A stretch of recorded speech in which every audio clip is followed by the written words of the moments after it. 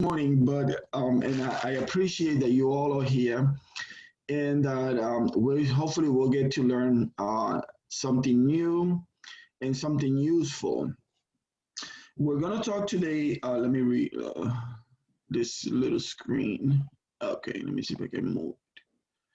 We're gonna talk today about social media tactics that you can use to grow your business. So this is social media tactics for a growth strategy. And let's see. Okay. So today's discussion is going to focus around what is social media. I'm going to give you some quick facts. What's a social media strategy? Benefits of social media, how to create your social media strategy, the marketing persona, social media demographics, and some growth strategies. Okay. And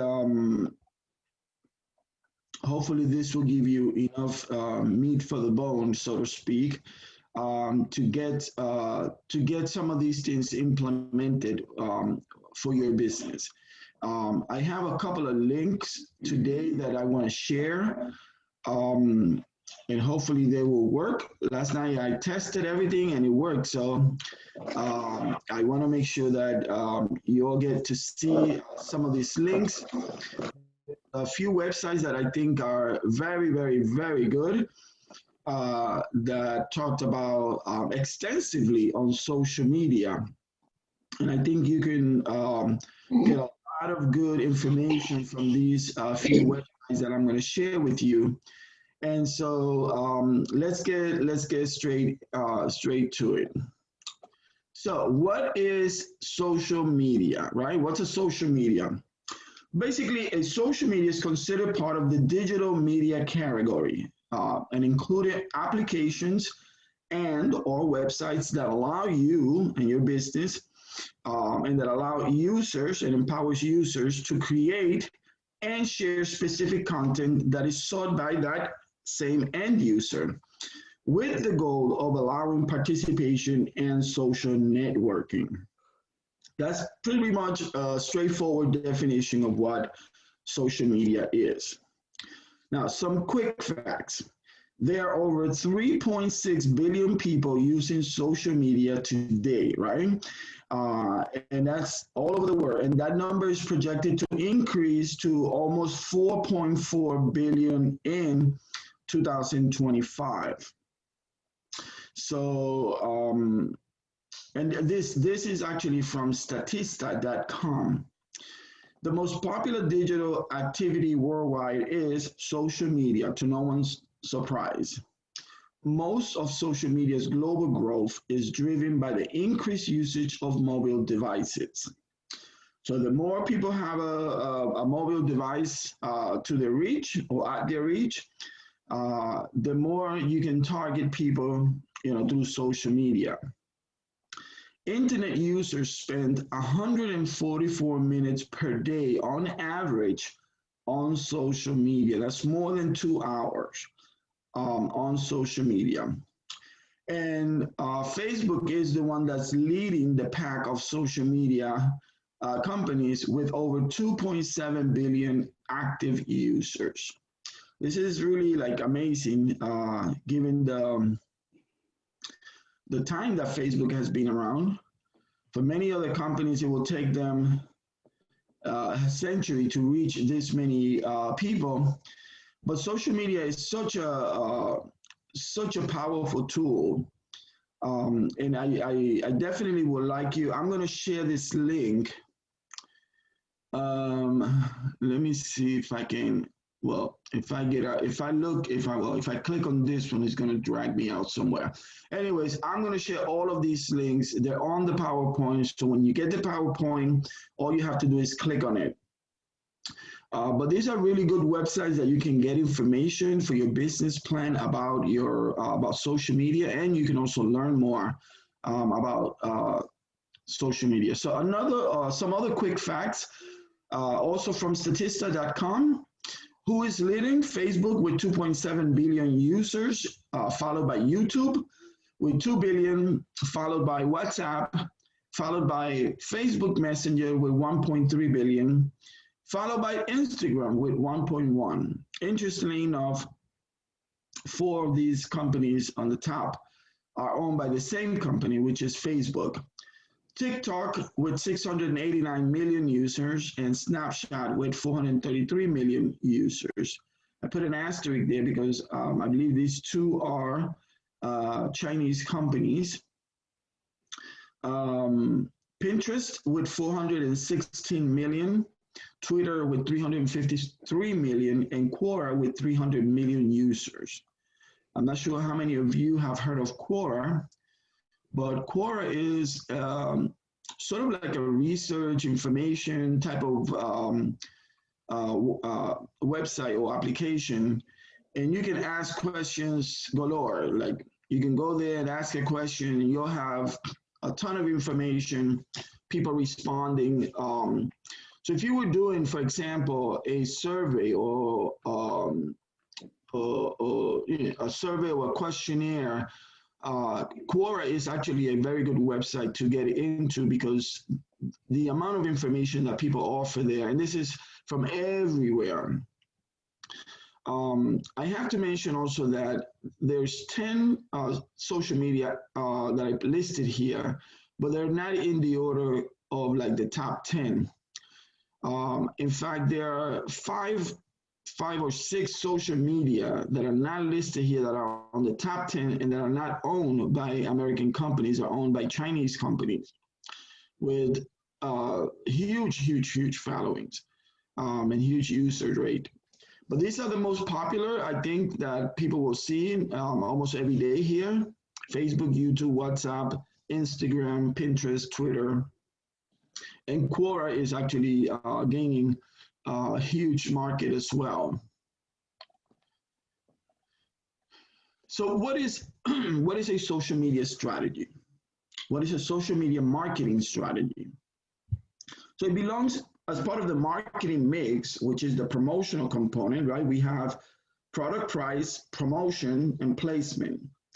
So a social media marketing strategy falls under the promotion part of marketing mix, and it aims to entice consumers within a targeted location, usually through engagement on a social media platform, on a social media site. It is best used to develop interactive online relationships with the customer. And its objective includes building a larger audience while directing traffic to your website to drive up sales. Oh, God. So, everything okay? I wasn't getting in. I couldn't find my my passcode. Okay. Do me a I'm favor. sorry. Good morning. Good morning. Do me a favor and put yourself on mute. Thank you. Okay. And so, again, the objective is to build traffic or create traffic, right? Direct traffic to your website. A social media strategy does not replace, it doesn't replace your website. Okay, it is meant to drive conversation, engage consumers, entice people so that they can come to your website or wherever you do, you sell, right? So that they can come in there and buy. So there are 10 benefits of social media. There's definitely many more benefits. I just took 10 so that we can share today. So one of the benefits is to tell your story, right? To tell the story of your brand and to create that recognition that you want, with people, with consumers and customers at large. Another benefit is to keep customers in the know and increase awareness. It's a great tool to build a community. Another great benefit is you can build a community. And I'm sure many of you are already social residents of many communities online, whether that be through through Facebook, through your own family community, friends, employment, etc. But it is important because you build a community through social media. It's also a good way to bring organic traffic to your website. So what that means is basically they're going to your social media, you're engaging with them, they're engaging among each other, and as a result, they come to your website to check out what you have to sell. It helps build your image while providing customer service. So many companies use their social media sites to really act as a customer service portal where they address concerns. They even talk about warranties, they talk about the product development, benefits, features, etc. Another great benefit is that you can use social media as a research tool to gather insight about your customers, okay? It also helps enable conversations around your company brand, and it's a way for you to become the expert. It's a great way to promote your products or services, also to promote your sales, any events that you have, a discount, etc. It creates repeat business, right? So that's another benefit. The more people are engaged with your social media strategy, the more likely are that they will become repeat customers. And another benefit is to generate leads from other customers who will promote your brand. So suddenly you are in this social media space and you like what they're saying, you like their product, you like maybe some discount that they're offering, and you are going to become the promoter, right, for that company to bring others in. And you'll probably share with your friends, your family, your husband, your wife, and suddenly they will be drawn to see what you have shared, right? So it's a great lead generator. So let's talk a little bit about how to create social media strategies, right? So we already know what social media is. We already defined social media strategies, and we already have seen some of the benefits of social media. The one thing that I will say, start with this: create SMART goals for your social media strategy. The SMART goal strategy, you can use it across the board through many, many different things that you are working on, right? From creating objectives for your business to creating your regular, traditional business plan, to implementing strategies at work on the workplace. So you're going to use the same SMART approach for social media. It just changes a little bit in terms of the different letters here. So SMART, specific, meaning which platforms are you going to use? You have to be able to choose on a platform. And I would say, as a general rule, start with one platform, okay? So it also has to be measurable. You don't create just a social media, strategy just because. You want to have some intention, right? So what is the intention? One is to increase visitors to your site, increase traffic, right? But it has to be something that you have to be able to measure. And you can do that by looking at, the number of likes, the number of posts, the number of reposts, the number of visitors, the number of the amount of traffic that your website has. It has to be achievable. Is it realistic for you to do a campaign and try to reach 10,000 likes with one post, right? Which is what many people get disappointed at. They make a post and then they expect the world to click, right? And it doesn't happen like that. It doesn't happen unless you have the audience. So you want to, when you create your social media strategy, make sure that your goals, your objectives are achievable, that they are realistic. You want to make sure that it is relevant. Doesn't make sense to the audience that is there, right? You can't talk about apples if everybody wants pears, right? And so if all of us came together to this place to learn about social media, and all of a sudden I start talking about, I don't know, milestones and, in the business plan, and I start deviating from the original topic, it's not going to become relevant because you came here to hear about social media. So make it relevant, okay? And lastly, make sure that you use the timely approach. Create deadlines to measure your progress. So basically, you're going to create deadline. You're going to say, okay, I'm going to implement this from this day to this day, right? And then I'm going to see what result I get. Again, use a smart approach, be specific, create measurable goals, make sure that they're realistic, make sure that they make sense to your audience, and make sure you do it in a timely manner. Know your target area audience to create a persona. So I'm not sure how many of you have heard of the marketing persona. So you want to know your audience, right? First of all, you need to know who do you want to attract, right? You want to see who's already following you. You want to understand what is your audience looking for.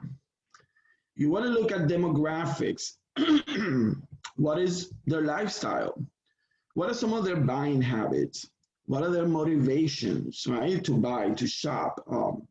So this is really, really important. And it goes back to, business plan basics. And it goes back to marketing basics.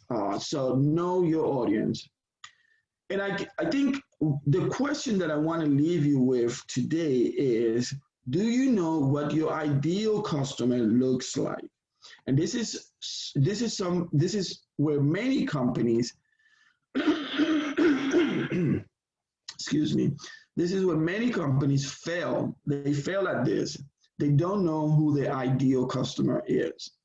They have an idea, but they haven't been able to hone in and really identify. And this is one of the things why fashion companies are successful, because fashion companies tend to focus on a specific customer, right? A specific person. And they create their branding and all their work, right? All the work that they do is around this one particular customer. One of the things that I learned years ago as I was researching the company Chico's, Chico's is a women's retailer, is that they focus heavily on the woman, right? And who is this woman? And they have defined this woman as between 45 and 55 years old, Anglo-Saxon, what's another trade? Anglo-Saxon between 45 and 55, who doesn't like to wear tight clothes, who is more of a suburban. So they have actually come up with a specific persona. She likes going here. She likes doing this. How they know that is because they've interviewed. They have met the audience. Okay, and you can't really get a good persona or create a good persona, a marketing persona, I mean, until you really understand who that audience is. So this is a big question for each one of you. Make sure that you know who your ideal customer is and what does he or she or it looks like. And I hope that this link works, because this particular link here, let's see. This is a place where you can go, Sprout Social, to understand social media demographics. So let me see if it works. I'm gonna hit here. And let's see.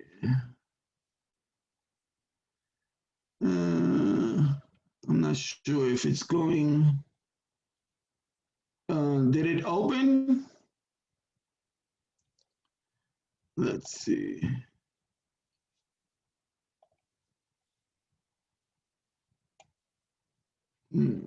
I want to know, did it open for you? I think we're seeing your PowerPoint. I'm seeing all the slides in your PowerPoint on the left, and then the home page in the middle. Right. Okay, let's see. Let me know if Sprout Social comes up. You know, it has not. No, okay. Let's see. New share, let's see.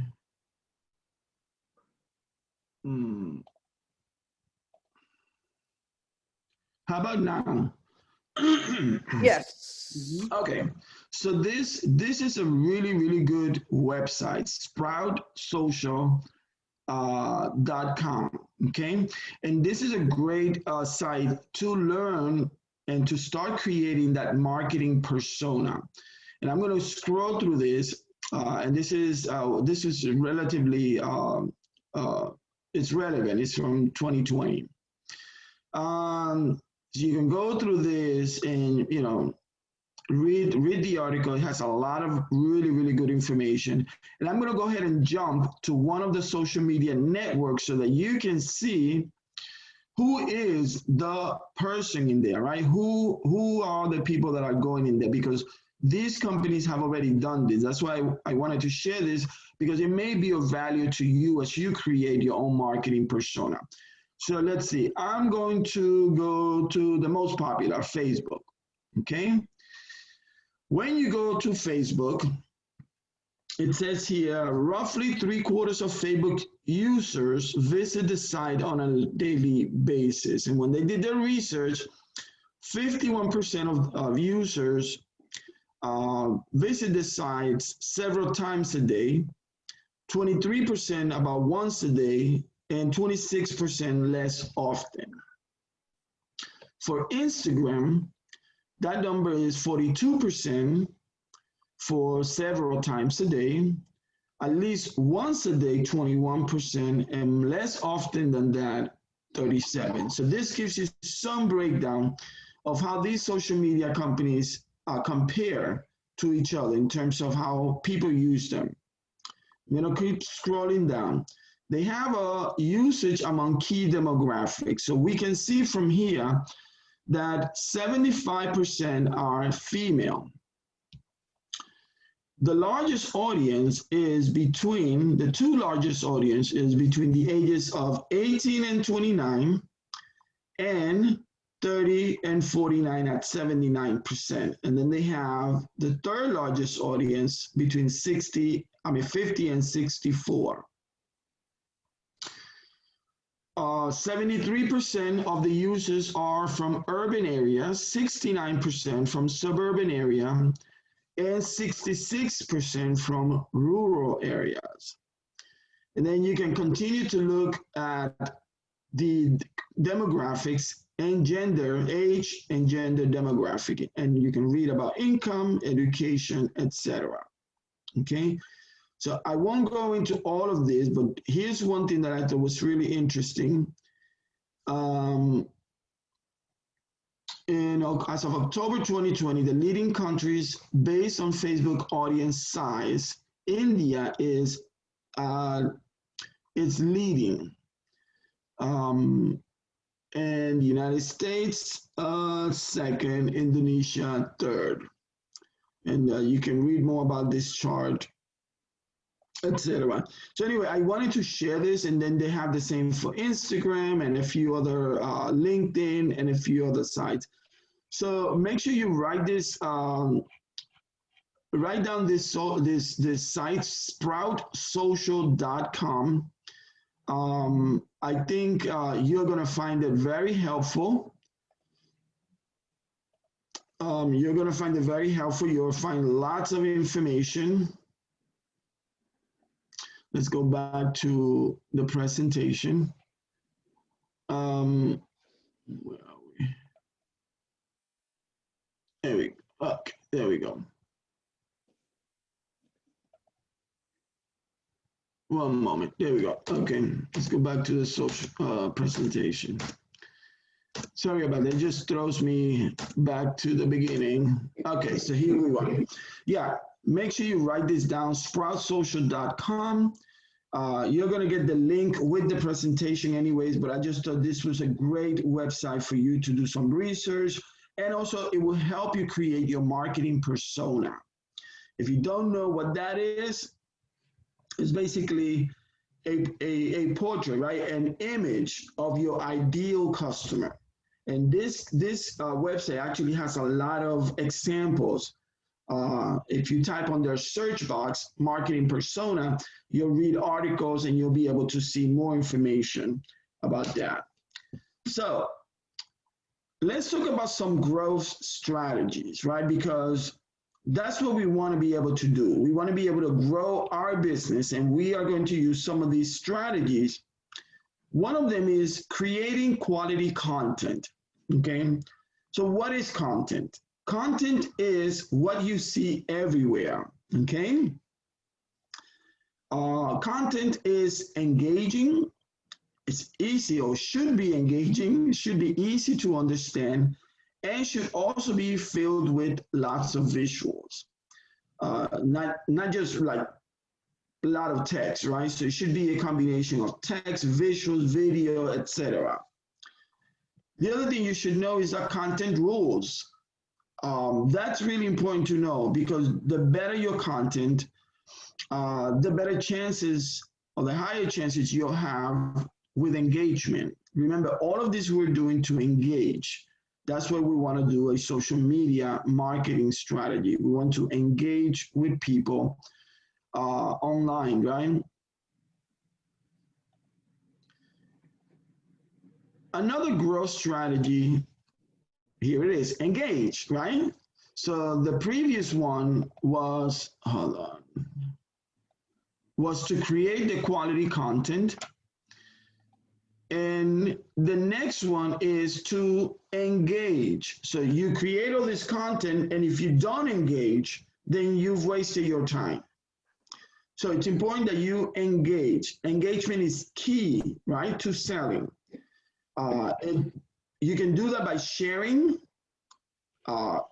articles, sharing what you are posting online. You can tag others. Something that I didn't put here was the tags, the hashtags. You can put hashtags to images. Those hashtags basically go to a hashtag bank, and every time someone is looking for something with that hashtag name or classification, the content that everyone has tagged under the hashtag will come up, including yours. So, and then the other thing you can do to engage is to follow potential customers. There's nothing wrong with that. The only thing I will say is, before you decide to follow someone, and I'm talking from your business, not personal, before you decide to follow someone, make sure you go through their social media. Before you do it for your business, go through their social media. Why? Because you want to see what their content is as well. You want to make sure that there is some synergy, right? And that you're not just linking to a person or a company that doesn't go with the same values, right, that you have. And so there's nothing wrong, again, with following customers online. But, and by the way, a lot of companies do that. A lot of companies follow customers that are influencers. They do that to build their audience. They do that to engage people. They do that so that their content can be shared with others, right? Especially if those customers are influencers, and if those customers have also a large following. So if Mary had 10,000 followers and she's following me, and I look at her website and I say, oh, wow, the content that she has, we have similar values and everything looks great, I can follow her, because as I follow her, other people will then engage with me and engage with her. Okay, so it's a two-way street. Again, create the content, number one, because content is everything. And then once you create the content, then engage.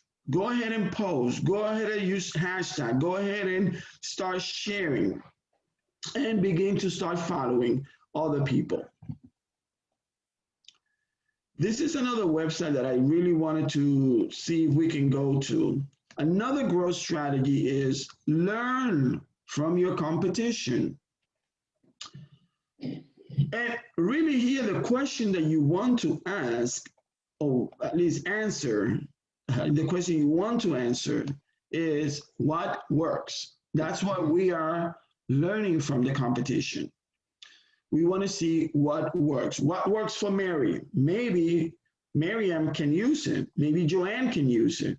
Maybe Carrie doesn't find it useful.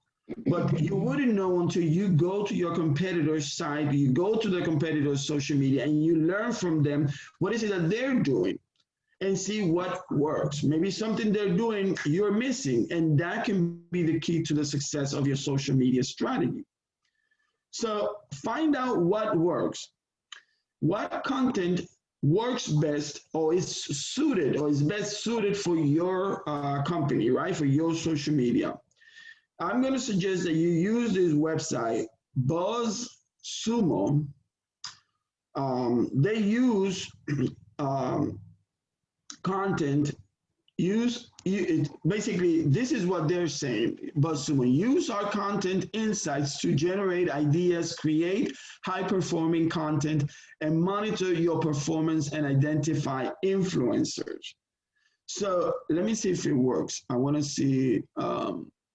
Let's see, because this is another good website. Buzzsumo, B-U-Z-Z like Buzz, and then Sumo like sumo wrestler. Okay, let's see. Let me put the new share.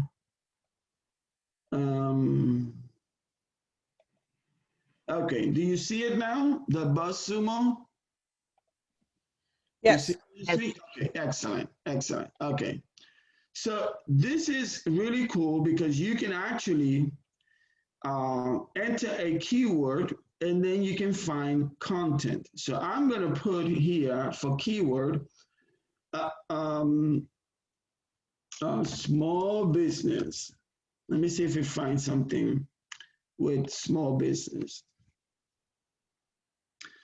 Okay, and it's taking me through their app, and let's see, web content, small business, and here they are. So through Facebook engagement, okay, the first column here, there are 936,000 936 million posts or types of engagements with small business. 491,000, I guess these are thousands, with Twitter. And then they have here like any links that they shared, etc. So,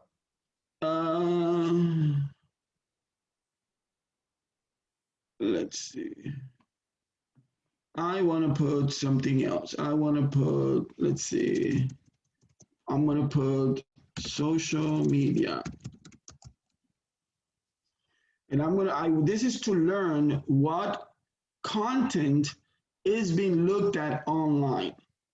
So if you have a specific content that you want to put, you're not sure if this is a relevant type of content, then you can go here, okay, Buzzsumo, and look for content. So these are the ones that have the most tags.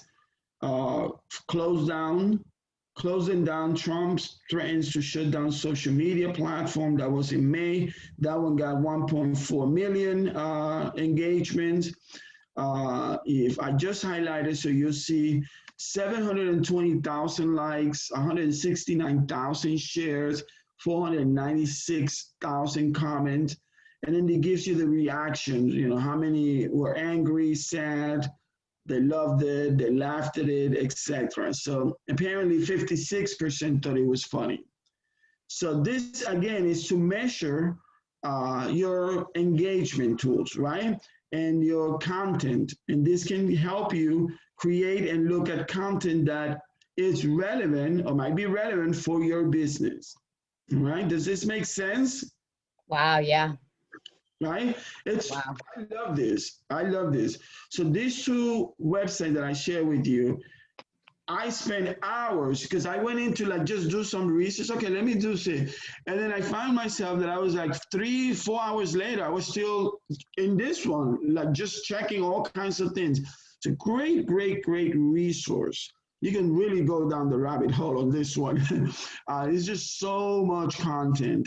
And then there's so much good content. It just helps you put things into perspective when it comes to creating your social media strategy. It tells you what people are looking for, what works, and obviously that's what you want to do. You want to utilize and implement things that work. I'm going to move on. Let me see if it allows me to go back. PowerPoint. Okay. And we should be back on the PowerPoint. Do you see the PowerPoint again? Yes? Okay, excellent. All right, so again, Buzzsumo is one of those great websites that you can use and literally get lost in there. Another growth strategy is to produce and share visual content. So visual content, text-based content is good, but visual is better. You know, we've all heard it. A picture is worth 1,000 words, right? So imagine you having to read 1,000 words, but just look at one picture, right? Is better. Visual content is better. This is another great website, ProBlogger.com. According to ProBlogger.com, visual content is your secret weapon to boosting engagement. You can say more with less using visual content. We can all agree to that. Visual content makes content more memorable and retains value, okay? Makes it more memorable because it may be something that you, once you see it, basically sticks to you, right? You can relate to it, it can make you sad, it can make you happy, it can evoke emotions. And so that's why it can be memorable, and that's why you should be using it. And the other part of it is it retains value. In other words, once you see it, it doesn't lose the value, right? You can see that same visualization, you know, a year later and still find value in the visual, in the message, right? Maybe the reaction will be different, but the value of what you're presenting is still the same. So it's a great tool in terms of return on investment, right? It will always yield value. So that's another important reason why you should be using and incorporating visual content into your social media strategy. And it is also it yields twice as much engagement when you use visual versus text. So one of these, I think it was ProBlogger, when I was reading there a few days ago, it was showing that it was basically analyzing how people engage online just using text, right? They were just texting. You're there, I'm there, we're just texting. And the engagement was, I think they found 52% engagement with just the text, the text content. When they took the same people and into another content, right? But this time it was visual. It had more visual engagement, more visual content. The engagement went from 52% to 104%. It was like it exceeded the amount of engagement that they anticipated because people related to the visuals, they were able to connect, they were able to post it, they were able to share it, they were able to share their emotions with the emojis, right? Whether they liked it, they hated it, they loved it, they laughed, all of those things are, the reactions of people observing the content, right? analyzing your content, judging your content. And so visual content would yield twice as much engagement when you use versus just text. So again, a very important tip is use visuals, okay? And visuals can be a number of things. You know, it can be images, it can be memes, it can be videos, right? It's anything other than plain text. Let's just put it that way. Okay, so you can test this yourself. I've tested it actually with we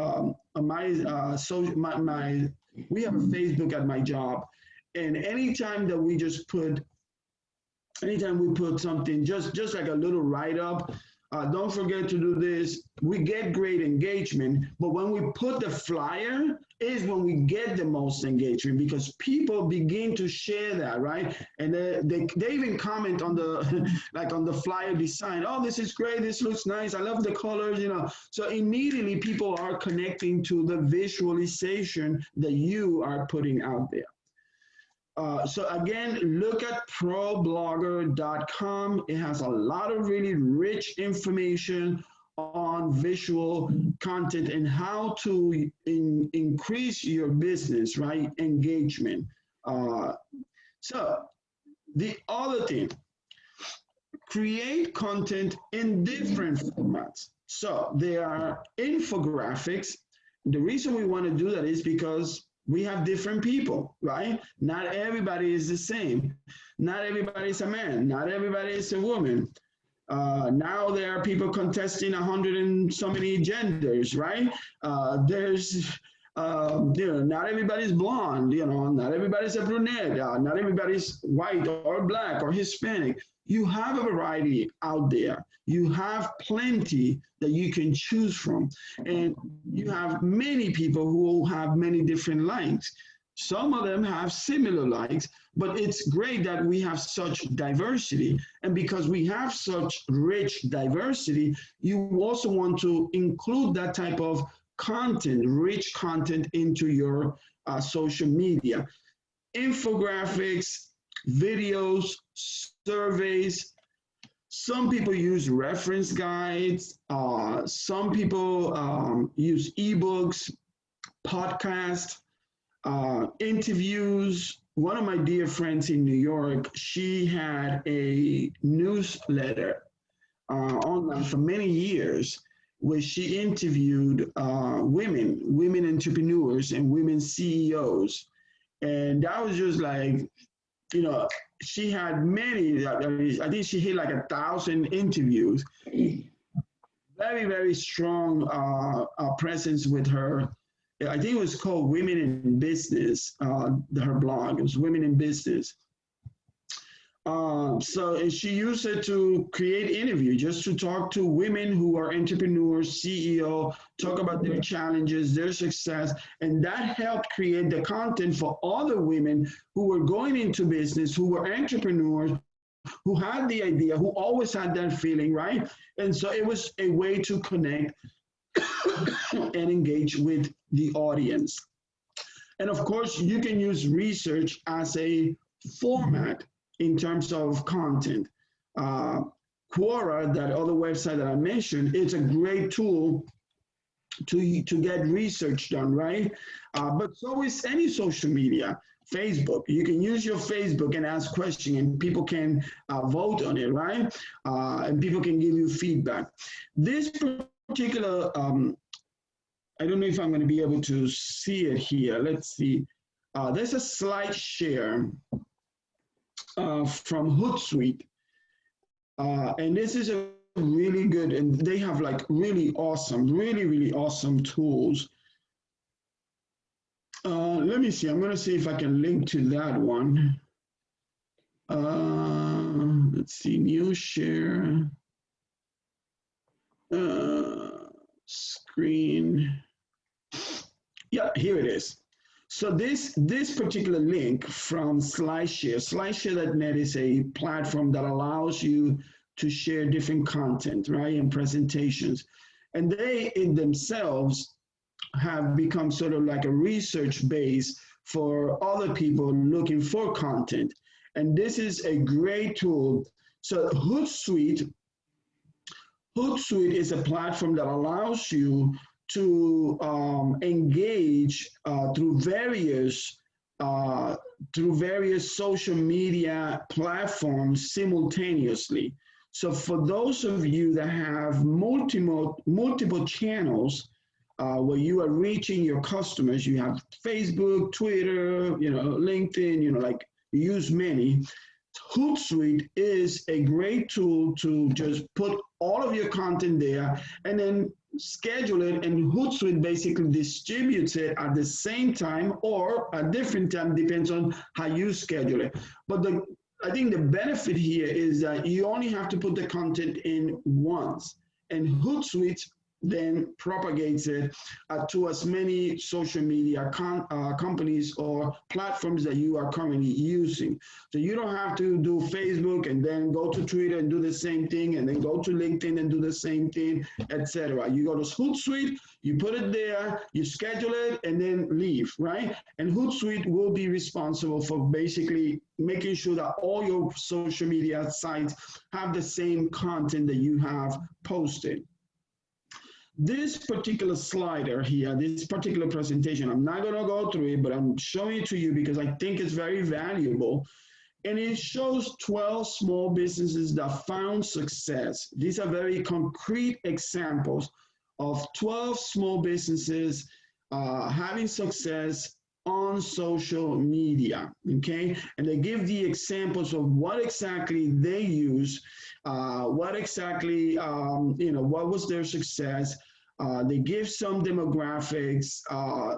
David's Tea, for example, is one of those Canadian companies that they highlight, and you can read more about their story and how they, how they use social media to engage with their audience and what kind of content they use and tools. So I recommend that you go through this.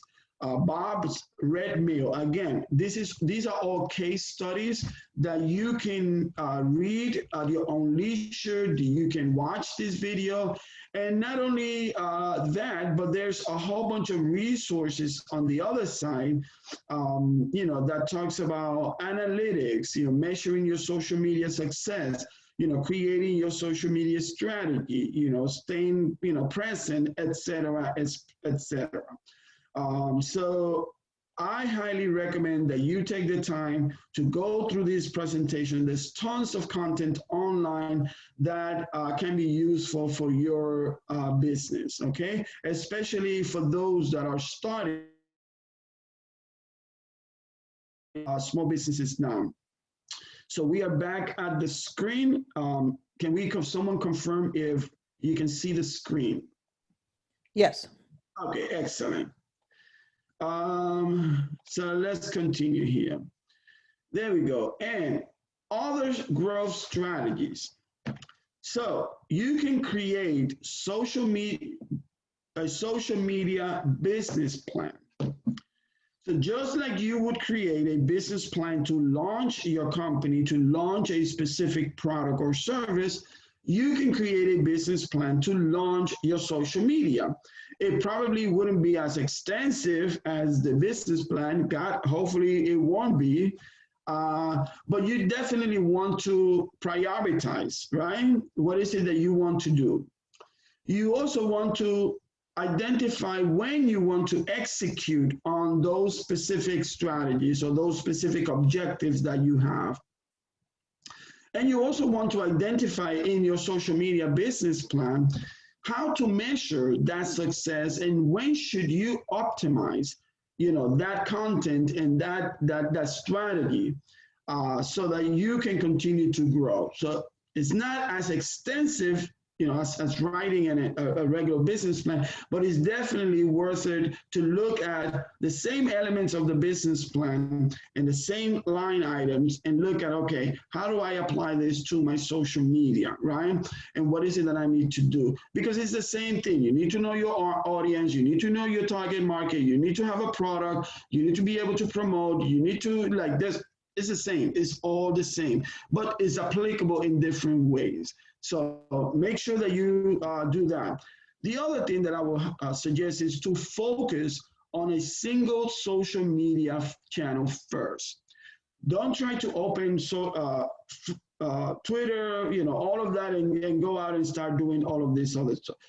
It's very overwhelming, okay? Social media in itself is an overwhelming task. I was very hesitant years ago, very, very hesitant to do any social media. So I guess I'm considered a late adopter into the trend. I just refused. I just didn't see the value. I found myself spending hours and not really understanding what I was doing and not understanding what social media was supposed to, what was the intent, what it was supposed to do. I knew that I could use it to post photos, right? Because I've had my Instagram account, my personal Instagram account for many years. So I like that. I'm like, oh, I have photos, I can share that, right? But I didn't see the value and the connection to my business. And I was just resistant, to be honest, very resistant. And many people have, excuse me, many people have taken the same approach, very resistant to applying any social media to their business. Then when they do become open to the idea of starting a social media, then they start opening social media accounts everywhere. Twitter, Pinterest, LinkedIn, Facebook, everywhere. The problem with that, it's good that you at least reserve the name, right? Because that's good. When you go to any of these social media and just reserve your name, like, Twitter @Santos Morales Consulting, Facebook @Santos Morales Consulting, Instagram @Santos Morales. So you want those handles, right? Because those handles are the ones that are gonna get you the account later. But don't try to do all of it at once because it's gonna be overwhelming. So focus on one. Focus on one, and the way that you determine which one is based on your market. And so you have to identify, know who your customer is. Once you know who your customer is, then find out where does he or she goes to for social media.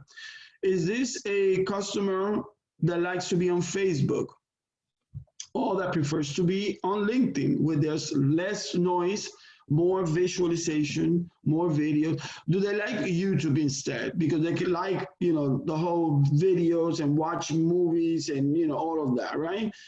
So identify, find out where your customer is. Know who your customer is and where is he or she. Okay, that's really, really important. And then focus your strategy on that one channel. Focus it on one channel first. Once you get the hang of it, then go ahead and open another channel where you have more customers. And your own audience will tell you where to go. They will share with you, oh, I do this, I do that. They will do it without you even asking. But you have to meet them first where they are, okay? Promote from one social media to another. So obviously, once you have the handle, a good grip on, let's say, Facebook, or if you started with Facebook, now you can create your Instagram and you can promote from one place to another. And that's a great way because most people focus on one social media anyways. That's most people, I'm not saying everybody, because I have both, and I open my Facebook daily and I open my Instagram daily. And I also open my LinkedIn daily. And so I have those three that I use. Twitter, I open once a week. So if you're trying to reach me through Twitter, I may not potentially, respond. So again, you can use the different social media platform to promote one another. Really important, tell your story. Nothing brings more joy to your business success and to people, really, to hear your story, because people relate. They relate. The story of self, remember this, the story of self is the story of others. And you, one day, if you don't get that yet, you will get it. Your story is not unique. Believe, I'm sorry, right? I don't mean to say you're not special. You are special and you are unique. But our stories are not unique and they're not special. What happened to me could have easily happened to another billion other people. You understand that? I mean, we, because of where we are, the environment, the ecosystem, right? Where we share, our stories are interrelated. They're interconnected in many ways, and you have to find that story so that you can connect to those people out there. When someone tells me, I find this, and I say this, when someone tells me, oh, I've been through a lot, like in the back of my head, I always say, well, who hasn't? I mean, who hasn't gone through a lot? The struggle of one person doesn't diminish the struggle of another person, no matter how great the struggle or how little the struggle. Because one thing I have learned, and this is on a personal note, is that pain is pain. No matter if you endure pain for 10 years or if you endure it for 1 hour, because pain is pain.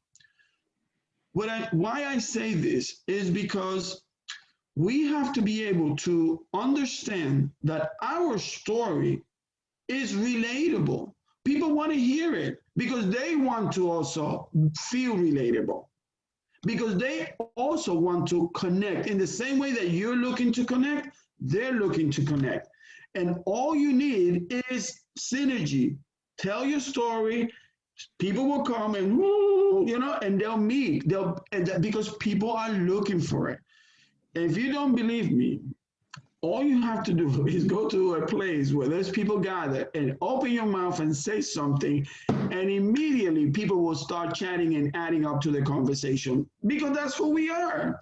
We're humans. We're looking for connections. We're looking for, we're looking to feel that, sympathize and empathize. This is our nature. We don't change.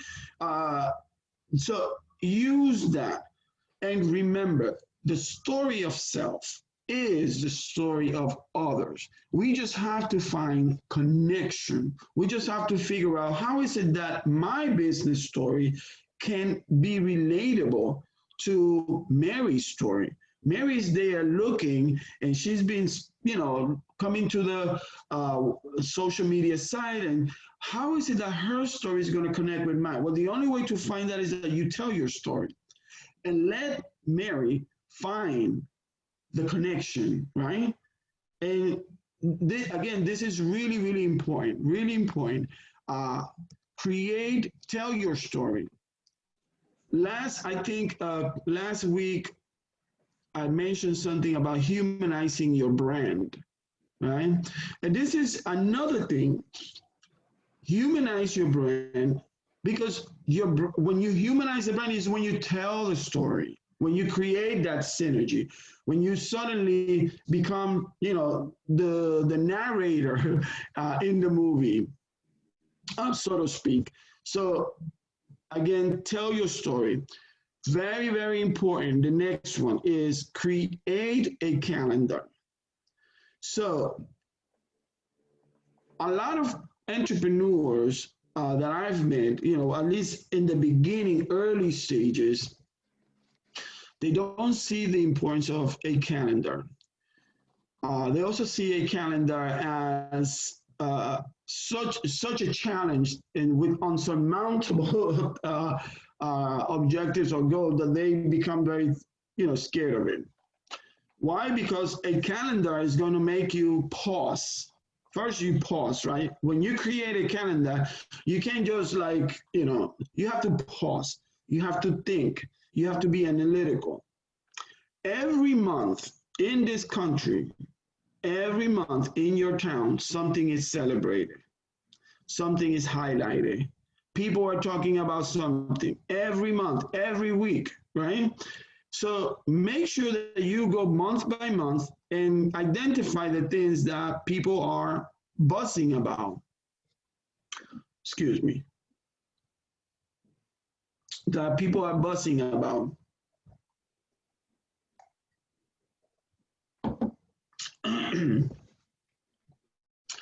And every month create that, identify 1, 2, 3 things that maybe are happening that you can then create a narrative, that you create a story, that you create a promotion, that you create an engagement with your, customers online.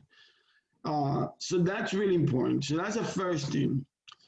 You can literally go through a list of things that you want to do. I want to do this, just outline, right. And then put those things that you want to do in different categories. Is this for sales? Is this promotion? Is this, like begin to kind of like break down and then put them in that calendar. In January, I'm going to do this. In February, I'm going to do this. In March, I'm going to do this. And they can be the same things. It doesn't need to change, but you have to be able to identify what is it that you're going to do.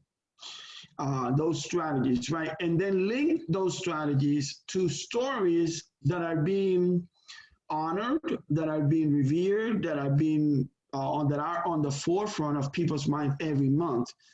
Valentine's Day, right? You will do that when? In February. You don't do Valentine's Day in January. Well, you could start your campaign in January, but you certainly wouldn't do it in March. You wouldn't do it in June, right?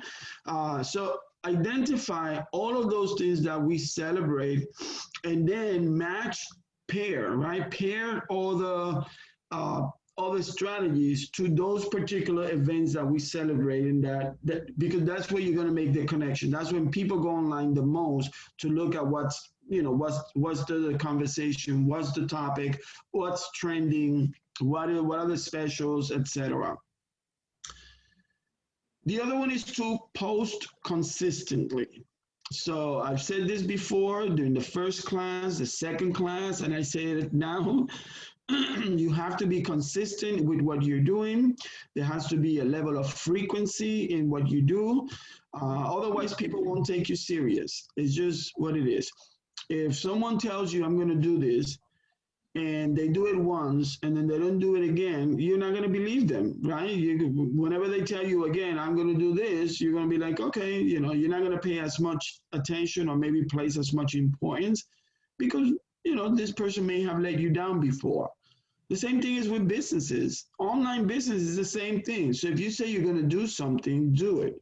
And be consistent. Do it often, right? Create a time. Set aside time in your calendar. In your time, set aside time for this social media strategy. That's really important. And people say, well, I don't have the time. Either you tackle a time and you identify a time, or you won't be able to grow this online. So that's the question. Do you really want to grow this online? And if so, you have to make the time. I remember talking to one of my clients in New York where, she would say, well, I'm busy, I have so much going on, and I get up in the morning and, I'm already up at 5:30 and I have my 30 minutes me time. And, because if I don't do that, I won't be able to function. And then I get, breakfast and the kids and the husband. And, then she went through the whole, I asked her, what is a normal day for you look like? And when she started breaking down and sharing with me what she does, I said, well, I see time. And she said, really? Where? I said, early in the morning. Your me time has to be shared with your company time because you decided to start a business. And so you have to now make the me time, the me and my company time. And so what she would do was she would get up every morning like usual, and just 15 minutes earlier, instead of 5:30, 5:15, and now she has an extra 15 minutes so that she can sit down, sip on her tea, and with her notes, start thinking about the business and start strategizing. She started doing that for a few months until she was able to build enough content. And as she was doing that, we will meet and, we'll just do some coaching around, what are some of the things that she had been writing early in the morning, It was also when she felt the most cleared for the day, right? Because after that, it just went downhill with the husband and the kids and school and all of that. But in the morning, she felt fresh, and that's where she had the most clarity.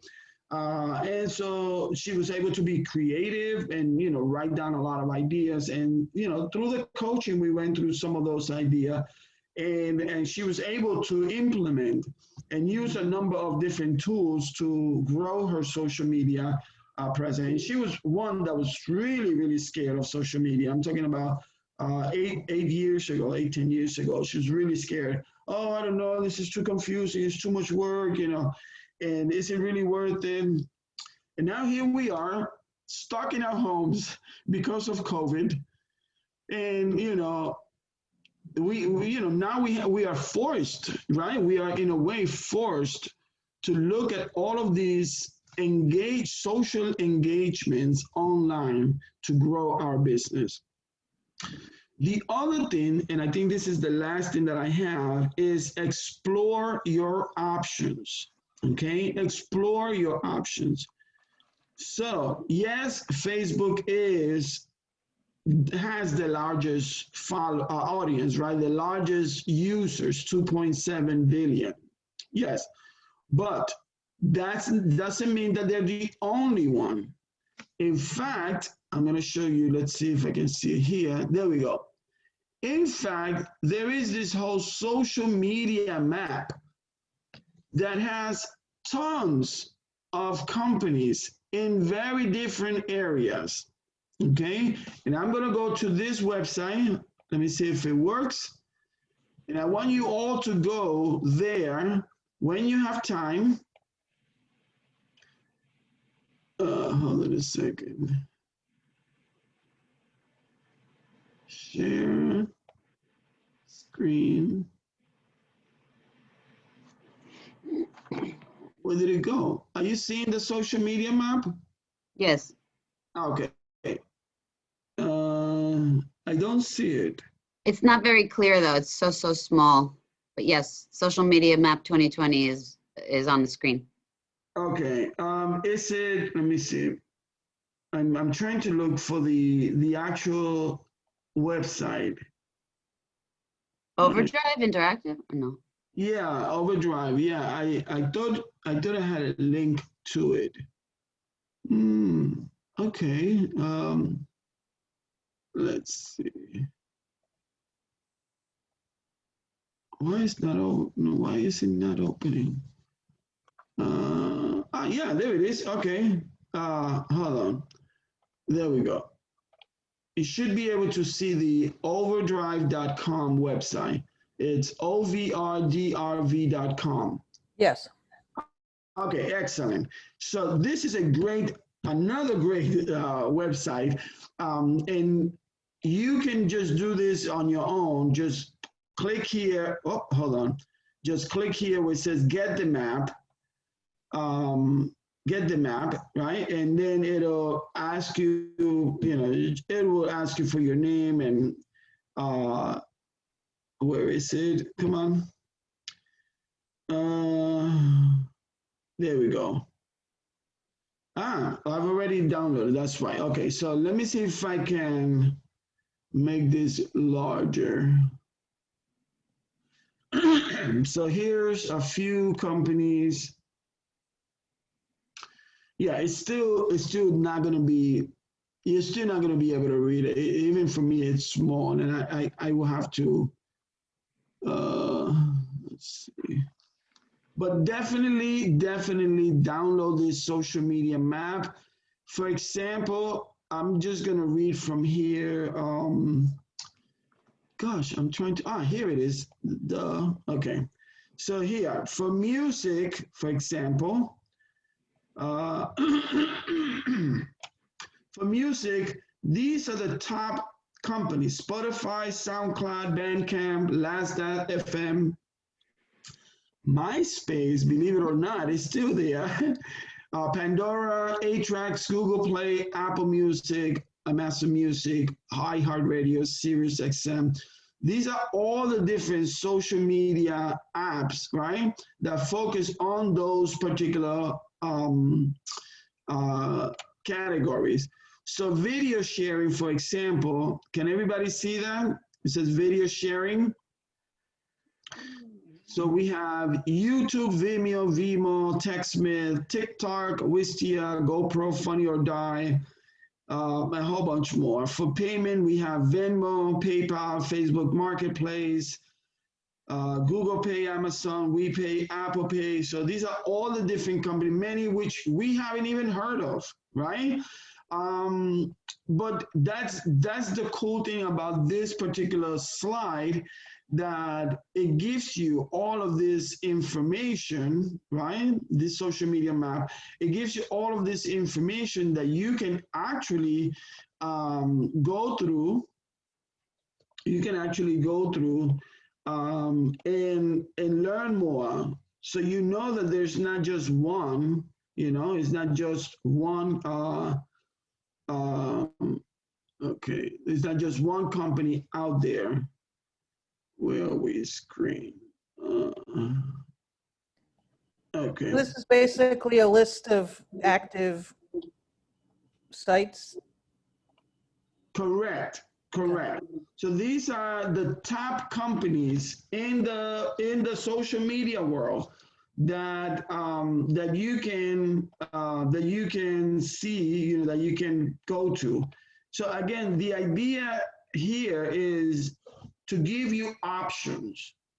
Yes, there might be 2.7 billion people on Facebook, but there are so many other platforms that you can target, that you can use.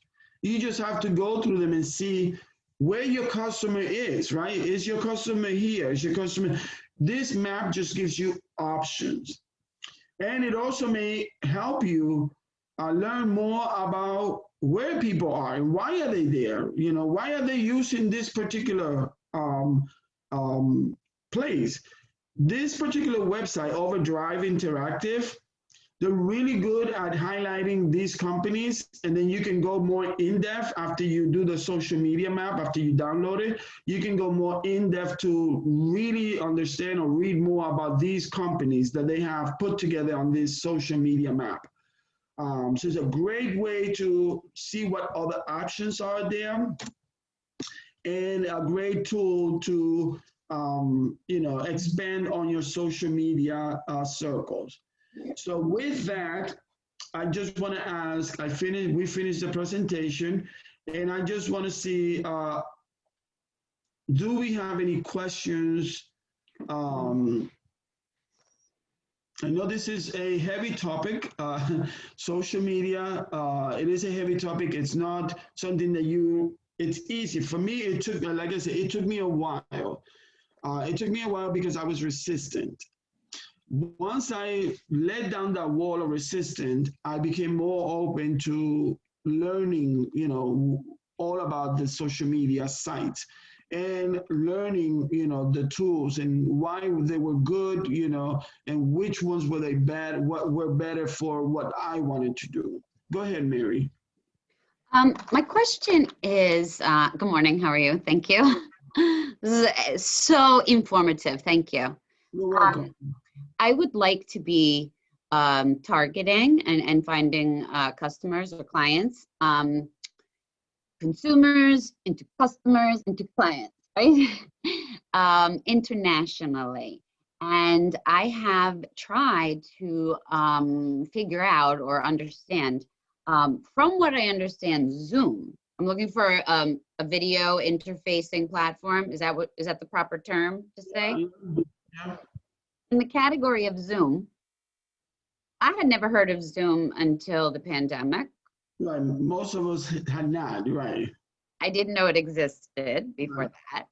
And I'm finding that I have very few clients right now. I wish to expand, but I could count my clients on one hand, but they're international. And Zoom is, from what I understand, an American company. From what I understand, if attempted to be used abroad, it's very, very slow. I don't understand all the things with like broadband or bandwidth, but My European friends are all on the Google platforms. Right. Google, and I'm trying to think of one of the other major ones that I hear of my friends and associates around the world. If not Zoom, do you recommend another similar service? Well, there's GoToMeeting, which is another video platform that you can use for presentations. You can use it for presentations, you can use it for video chat, GoToMeeting.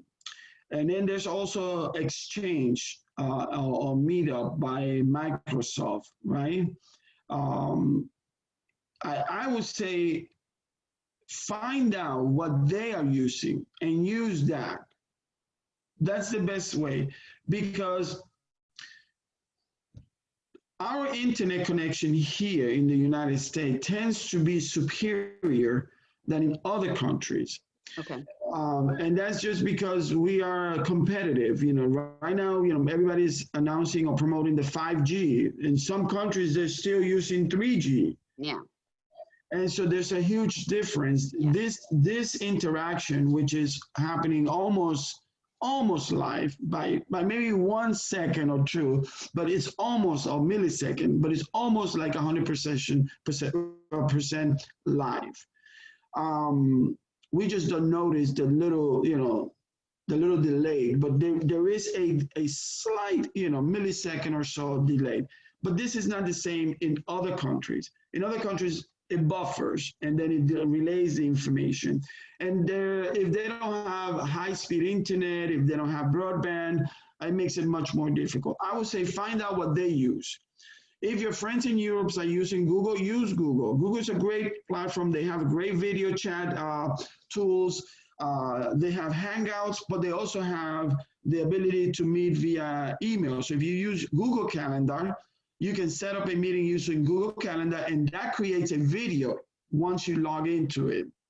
So, and I didn't know that until recently.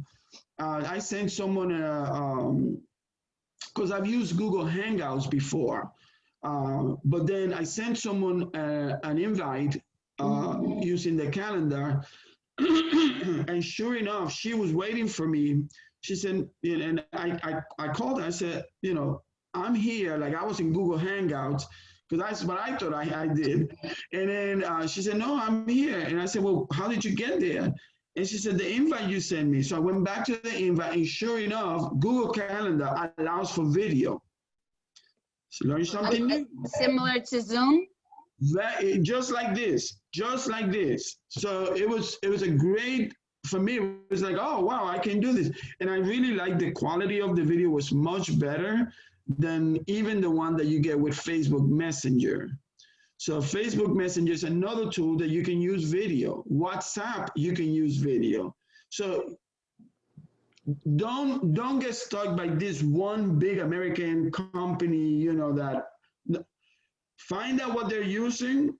If they're using WhatsApp, use WhatsApp. If they're using Google Hangout, use Google Hangout. If they're using Microsoft Exchange, then use Meetup, the Meetup place for Microsoft. Use what they are using because they're already familiar with that. Yeah. The learning curve should be on your end, not on theirs. Whenever you're meeting and engaging with customer, right? You don't want them to feel like, oh my God, now I have to learn how to do this. If they're already using one thing, then you take the time, learn whatever it is, and boom, connect with them, right? And the transition is going to be a lot better. And the relationship, I guarantee you, is going to be a lot better than you putting someone through, download this, to do that. It doesn't work. It's slow. And then suddenly your reputation, it's on the line because they associate all of those technicalities with Mary. Right. And so use what they have. That would be my advice. Okay. Excuse me, is there a difference between Google Hangouts and Google Meet? I think there is. I think there is a difference, and that's why when I did the calendar, I was surprised because I thought that it was the same thing, but it's not. Right. It's not. I don't know the difference. No, and I really actually like the calendar better after using it a few times. I've used it already 4 times recently, and I definitely like the connection and the transmission and the quality of the video better than Hangouts. And Hangouts was pretty good, but this is a little bit better. So I would assume explore all of these options and look at what each of them have to offer. And you may, at the end of the day, I would say go with what your customer is using, because these are free, by the way. Right. So you have to pay after 40 minutes, right? So the same thing with GoToMeeting. GoToMeeting allows you to create webinars and engagements and video conferences and all that, but they're limited. They limit you until you pay a membership. So to avoid paying and to really save some money, go with the social media platforms that allow you to do video conferencing. That's just, and it's what they're using. Right. May I just ask an extension question to that? If I find, so far I have found that most people abroad that I know are using Google Meets. That's what they've been telling me. Do you recommend that I roll out my marketing plan and strategies with Google services? Is it something that like I should be consistent with just Google options, platforms, Gmail, all the things that come up when you log into your. Right. Well, definitely Google is a great platform and a great, they offer great products. I don't think you need to switch everything to Google because Google has its purpose. You may find, that some other company can provide something similar, different. It may work in a different environment. You may be here today doing this conversation with me, and you can be coaching me, and then next week you probably are in the middle of Nebraska just because and we're still doing this virtual session, and over there Google may not work. So don't you may don't limit myself. Right. Don't just limit to one thing. Many companies do like to streamline everything to like Google, right? Because they do offer a lot of really, really good products. But again, what is your customer using? And then if you can use it too, then even better, okay? Thank you for your questions, Mary. Carrie, did you have a question? Yeah, is there an unwritten rule about repeating posts? For instance, when you start out on Instagram and maybe you have 0 or 10 followers, but I have all these great ideas for, posts, and I feel like they're going to be wasted at the beginning. Maybe down the road I'll have 1,000 followers, and or do I just try to tweak it and make it different, or say, thought this was worth reposting or something like that? Yeah, no, absolutely. Remember what I said before, when creating content, visual contents don't lose their value. So you can put something today and it can mean something for someone, and a year later you can repost it and still mean something. You see, Okay. It doesn't lose the value. Oh, great. Okay. Right. It is within the context of what you're posting. Is it relevant? That would be the question. Is it relevant? Okay. So if I use this again in a year from now, is it relevant to the conversation then? The value will still be there. Guaranteed, the value will still be there. When you see something that evokes emotion in you, and that evokes a certain feeling in you, that is something that will always, you will see it again and you'll feel the same way. Those feelings will be very familiar to you. The value, right, is not lost because you saw it one time. It is the content or the context in which you're using it again, which will determine how much value, right? Because if it's not relevant at that point, then it may be you may not be using it. You may not be using the right tool at that time. But yes, definitely post. Save everything, because you may find later that, you know what? I remember I posted this, and you can go back and say, hey guys, remember this, and even create a new conversation around that particular repost, which is awesome. It's really good engineering in terms of engagement, in terms of creating, excuse me, customers and gaining new customers because people will see. So yeah, definitely. Great, makes me feel much better. Yeah. Professor, I had a question when you have a moment. So I could go? Yes. So the question that I have is, you mentioned previously the Hootsuite, and that's what I'm finding, because I actually have to do this with my job. One of my responsibilities, I'm a program director for a grant at a not-for-profit agency.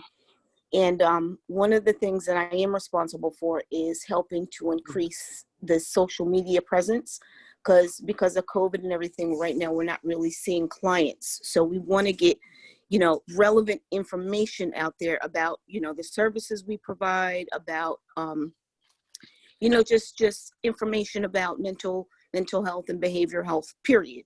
So you mentioned something about the Hootsuite. So the Hootsuite allows you to provide content to multiple platforms all at once. Correct. And so then my question to you is, does the information that you input into the suite, does that have to be the same, or do you have more information about how it works, or? Well, theoretically, if you're using Hootsuite, it's because you want the same information across all your social media platforms, right? So you're not posting and posting and posting. One post, and Hootsuite takes care of. Gotcha.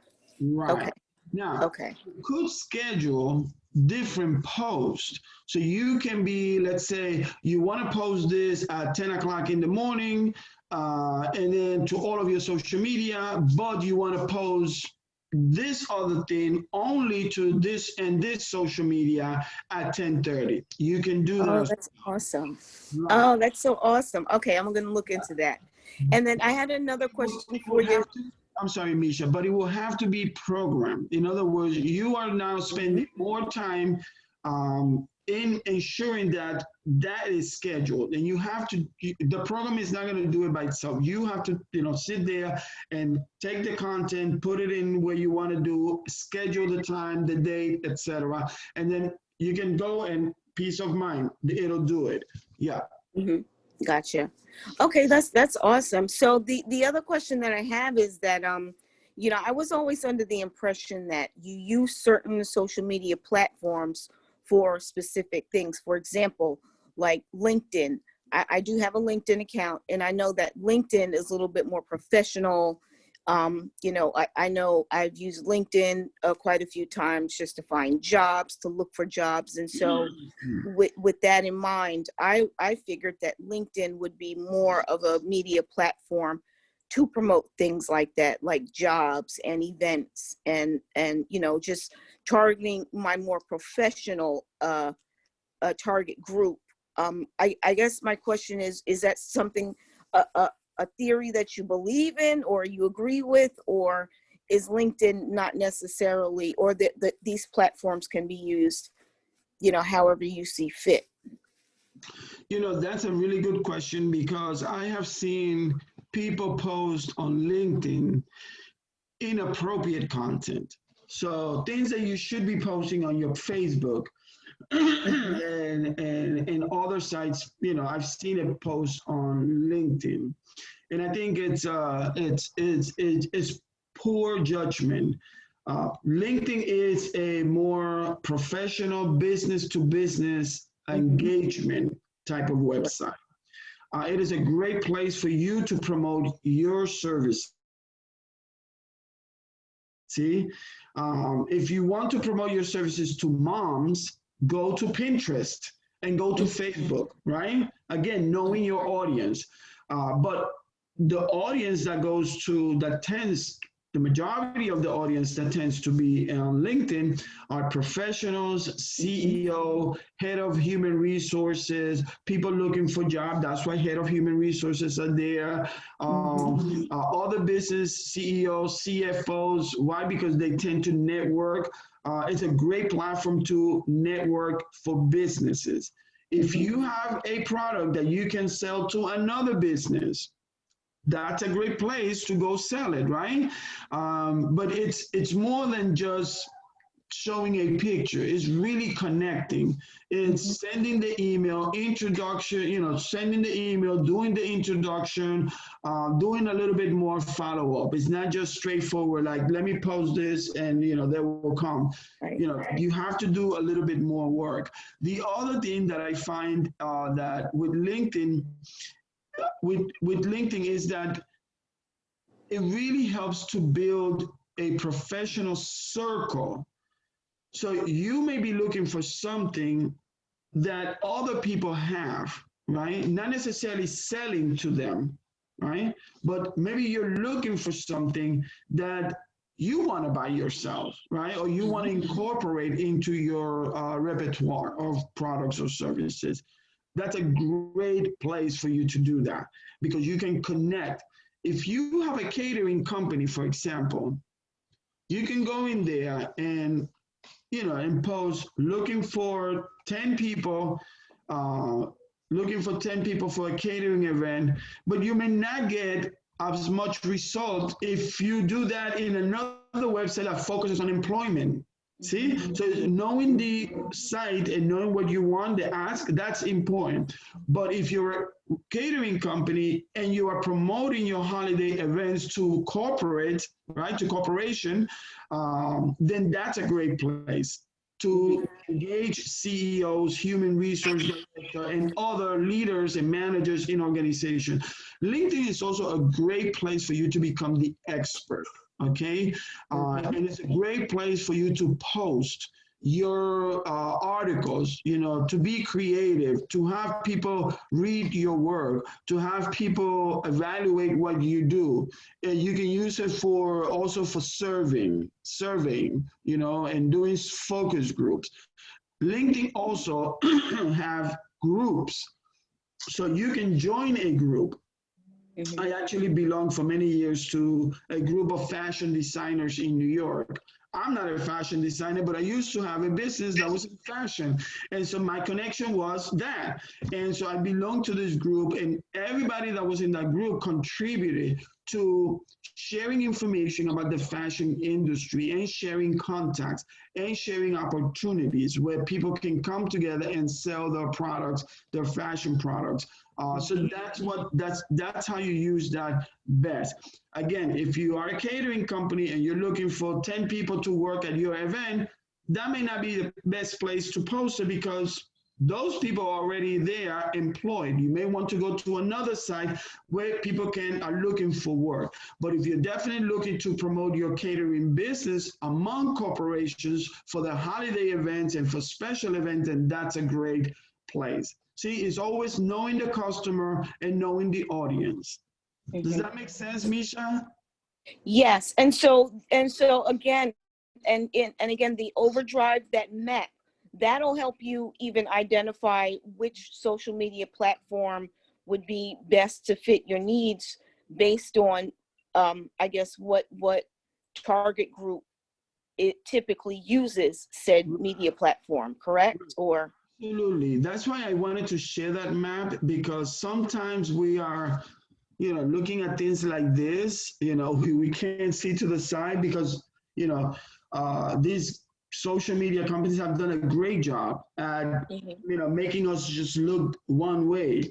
But there are many other companies out there that you can join, that you can use as platform where you can reach customers and when you can create content and engagement. Okay. right.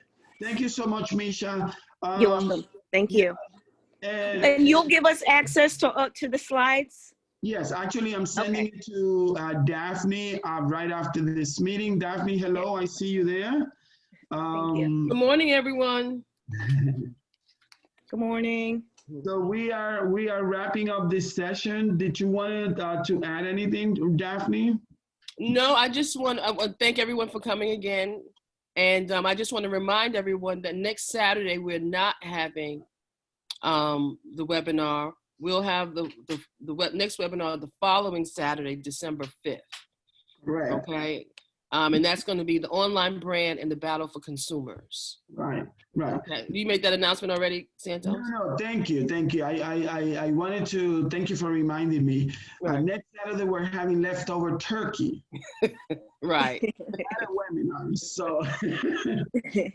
But thank you so much, everyone, for being here. I appreciate your effort and getting up early and be here on time. So thank you so much. Daphne, you'll get the presentation very shortly, and then you can share with the rest. And you always can email me or contact Daphne for any other assistance. And I really hope, I'm not sure if Daphne is doing any surveys, but I really hope that you provide feedback about the webinars and that you really are candid about what you're learning and what you want to learn more about. Because part of this interaction, right? Part of this engagement is not just to provide on a specific topic, but also to learn what other topics you may be interested in us, producing for you as a source of knowledge for your business growth. Okay.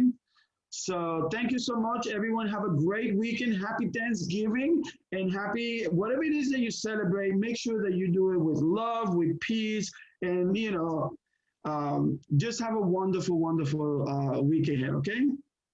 Thank you, Santos.